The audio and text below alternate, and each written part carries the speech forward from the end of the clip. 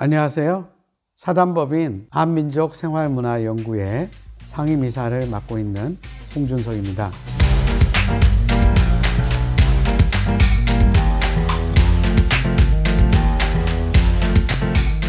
네, 오늘 이 시간에는 잉태와 태교에 대해서 말씀을 드리겠습니다. 흔히 보통 한 생명이 태어나기 위해서는 한 100년의 정성이 필요하다고 합니다. 그 말은 무슨 말이냐면 남자는 씨를 만들지만은 여자는 씨를 받아 낳기 때문입니다. 지금 나의 이미 할머니 뱃속에 나의 어머니가 태아의 형태로 자리 잡고 그 순간에도 완성된 형태의 난자로 존재하고 있습니다. 할머니 뱃속에 나의 어머니, 태아인 어머니의 완성된 형태로 자리 잡은 절반이 나고 그 다음 내 뱃속에 딸아이 그리고 딸아이 속에 있는 씨앗, 이렇게 여성은 씨앗을 받아서 잉태를 합니다.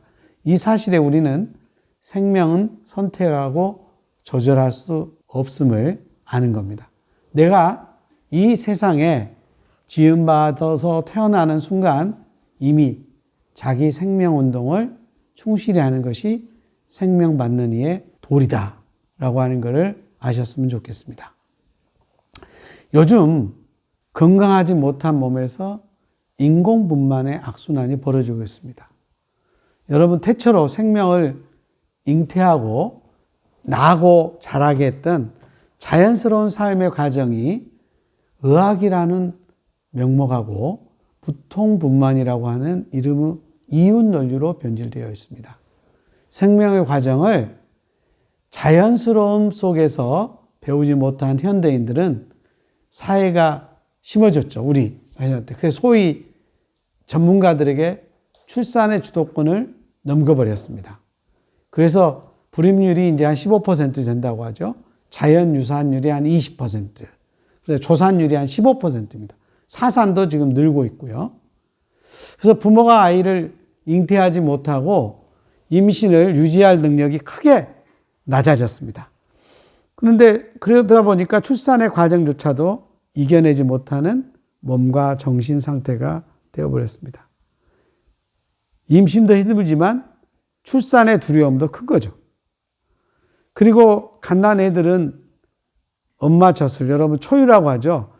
초유부터 시작해서 충분히 먹지 못하고 있습니다.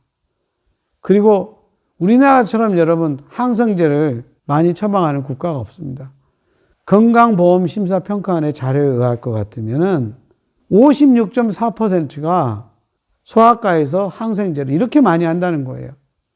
그 다음에 검증되지 않는 예방접종, 부작용과 위험을 안고 자라고 있답니다. 그래서 어미의 따뜻한 품을 빼앗기고 나면서부터 공포심을 느끼는 거죠. 분유가 시작돼서 이유식과 오염된 음식에 절어서 생활습관병과 아토피로 고생하는 아이들이 많지 않습니까? 농담으로 그런 이야기 합니다. 확실한 아토피 아이를 만들기 위해서는 햄버거를 잘 먹는 아버지와 피자를 잘 먹는 어머니가 만나면 된다. 이게 우리 현실입니다. 정말 여러분들 학습화된 아이들 때문에 몸을 띄고 날아야 건강한 생명체를 해야 되는데 아이들을 책상에 앉혀놓으니까 그러지 못한 아이를 뭐라고 합니까? 과잉행동장애라고 진단합니다. 그다음에 정신과 약물을 먹입니다. 파렴치한 어른들의 문제 아니겠습니까? 그래서 태아들은 면역체계와 몸의 조직을 만들겠죠. 몸의 조직을 만들어가는 과정이 있는데 이때 합성 호르몬, 비스페놀 A, 푸탈레이트, 알킬벤젠 등 환경 호르몬이나 납, 수은, 중금동 등에 특히 약합니다. 따라서 임신 전후 여성은 뭐를 해야 돼요? 합성 호르몬에 특히 주의를 기울여야 되고 먹는 것도 여러분 주의 깊게 해야 됩니다. 뭐를 먹느냐. 이게 제가 가끔 그런 말 합니다. 당신의 지금은 당신이 무엇을 먹느냐다. 이것이 심각한 문제입니다. 부모가 또 뭐를 먹느냐가 아이한테 심각하게 영향을 미치는 거죠. 우리 동물들도 여러분들 되게 자기 나름대로의 아늑한 보금자리에 새끼를 낳습니다. 사람들은 어떻습니까? 그렇지 않죠. 여러분 티벳의 어느 부족은 어두운 동굴에서 아이를 낳는다. 여러분들 사실은 아이가 뱃속이 여러분 있을 때 여러분 어떻습니까? 어두운 곳이죠. 그래서 그 어두운 것에서 낳다 보니까 시력이 5.0이에요. 우리는 뭐 2.0이 최고라고 얘기하는데 5.0이라고 그래요. 근데 우리 병원 출산이 뭐요? 할 때 어떻게 났습니까? 밝은 빛에서 납니다. 그러니까 아이가 놀래요. 시력도 보호 못하죠. 그 다음에 어떻습니까? 평평한 침대에 누워 양다리를 고정하는 건 뭐예요? 의료진이 편한 것이지 산모의 배려를 한 거 아닙니다. 여러분 계집 여자를 이렇게 보면 뭡니까? 아이를 낳는 모습인데 그게 여러분 어떻습니까? 평평하지 않지 않습니까? 그래서 이거 참 우리 생각해요. 그 등을 대고 눕는 출산체에는 혈액순환을 막아가지고 충분한 산소를 공급하지 못하게 합니다. 그래서 태반이 잘 나오지 못하게 하고 중력에 따른 자연스러운 출산을 불가능하게 합니다. 이런 잘못된 출산법이 어때요? 출산이 힘들어지게 만들죠. 시간이 길어지면 어때요? 산모가 고통스러우니까 진통제나 합성 호르몬 같은 걸 놓는 것이, 합성 호르몬이 인공 옥시토신입니다만 놓는 것이 흔해집니다. 그래서 몸은 약을 쓰지 않을 때 통증에 더 효과적으로 자연스럽게 대처하는데 분만실의 각종 기계나 의료진, 밝은 불빛 등은 아이들한테 여러분 어떻습니까? 엄청난 문제를 일으키죠. 그 다음에 여러분들 무통 분만을 위한 진통제, 아까 자궁 수축을 위한 인공 옥시토신 이런 것들. 그 다음에 나중에는 뭐를 하게 됩니까? 개복 수술을 택하게 됩니다. 제왕절개라고 하죠. 그건 제왕절개를 뭐하게 하는 겁니까? 그 찬동하는 걸로 되어 있어요. 뭐 시저가 그렇게 태어났다고 해가지고 그런 말을 하는데 사실은 개복술개죠. 그랬을 때 여러분 피해가 어떻습니까? 수술하면서 여러분 진통제를 맞아야 되고 여러 가지 것 때문에 아이한테 엄청난 안 영향을 미치겠죠. 그래서 여러분들 인공분만의 피해자는 결국 뭐냐? 산모, 아이, 가족 그리고 사회다. 그래서 보통 아이한테는 산모의 진통이라고 하잖아요. 그런 것처럼 정상적인 진통을 얻어야 됩니다. 그래서 생명의 희열을 느끼기 위해서 오는 어려움이긴 합니다만은 꼭 헤쳐야 되는 과정이다. 고통을 피할 게 아니라 그 고통이라고 하는 것이 얼마나 필요한지, 꼭 필요한 과정인지 이런 거를 생각하지 않는 것 같아요. 그 생명의 탄생의 과정 속에서는 고통이 있다는 걸 생각하고 준비를 해야 되지 않을까 이렇게 생각합니다. 사실 우리가 인간이 살다 보면 수많은 고통을 이겨내야 되지 않습니까? 그런 것들 여러분 생각해야 되고요. 진통 과정에서 옥시토신이 많이 나와야 그 뒤에 젖이 충분히 나가고 자궁도 빠르게 수축되는 걸로 되어 있습니다. 그 다음에 태반도 부드럽게 떨어져 나옵니다.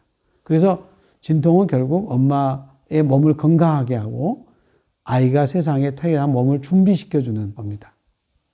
그 다음에 여러분들 엄마의 양수에서 따뜻하게 보호받는 환경에서 벗어나서 세상을 스스로 힘으로 살아가야 된다는 사실을 온몸 세포 구석구석에게 새기는 것이 바로 진통이다. 이렇게 여러분 생각하시면 될 것 같습니다. 그래서 진통을 빼앗긴 아이는 세상을 제대로 살아갈 힘을 빼앗긴 거다. 마치 불에 굽지 않는 그릇과 같은 거다. 이렇게 생각하시면 좋겠습니다. 자, 그러면 올바른 잉태와 태교는 어떤 것이냐?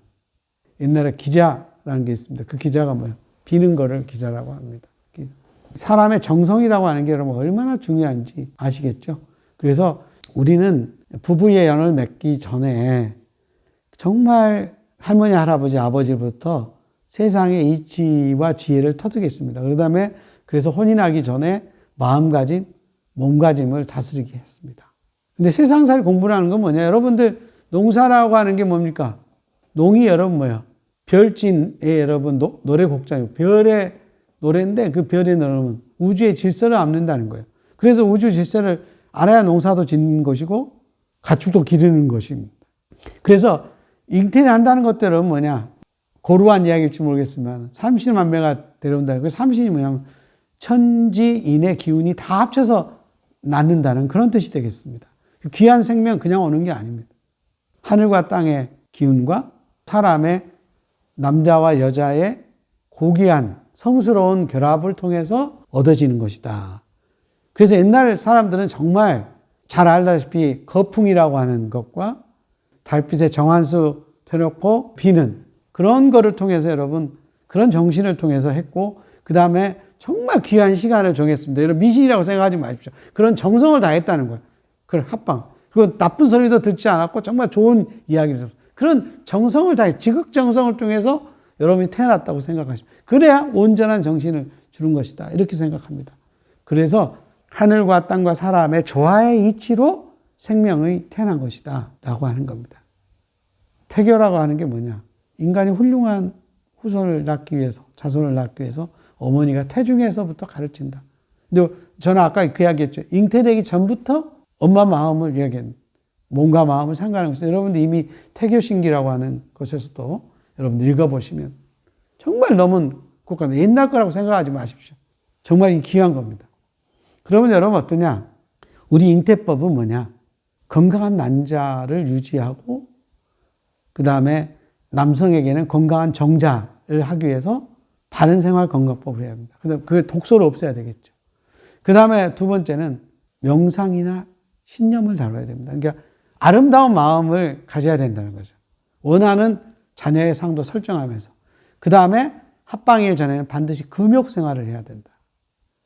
그 다음에 잉태 단소는 자연에 친근한 곳, 기운이 좋은 곳, 분위기도 좋고 서로의 마음이 잘 통하는 것이 좋은 것이겠죠. 그 다음에 부부가 여러분의 화목한 대화, 건전한 생활, 그런 걸 통해서 가정을 안정시키고 행복한 거를. 그 다음에 악한 마음 안 해야 되겠죠. 그 다음에 좋은 책을 읽어야 되겠죠. 그 다음에 좋은 음악을 듣고 좋은 생각이나 명상을 해야 되겠죠. 그런 것들이 여러분 중요합니다. 그 다음에 태화시의 생활법은 뭐냐? 우리가 평양했습니다. 임신부들은 열과 땀이 많이 나므로 물, 소금, 비타민C를 매일 권장량 2배 이상 섭취해야 됩니다. 그 다음에 양수는 바닷물의 염도와 같아야 되고요. 그 다음에 땅의 기운을 잘 받아야 되고 우리 땅에서 난 신선한 곡채소로 음식을 해 먹어야 됩니다. 그 다음에 어때요? 많은 맑은 산소여야 되겠죠? 건강한 산소를 마셔야 되고 태양의 기운을, 햇빛을 잘 받아야 되고요. 그 다음에 여러분 어머니들이 가리고쟁이 문화처럼 꽉 조이는 팬티는 부인 질환을 부르니까 여러분 좀 넉넉한 산소가 소통되는 그런 거를 입어야 되겠죠. 그 다음에 굽 높은 신발을 신지 말아야 됩니다. 이 굽 높은 신발은 나중에 아이한테도 상당히 문제가 되고 산부에 자궁이 후결이 돼가지고 나중에 자연분만하는데 나쁜 영향을 미칩니다. 그 다음 배꼽 주위에 대맥을 띠로매야 되고요. 그 다음에 여러분 꾸준히 운동을 해야 됩니다.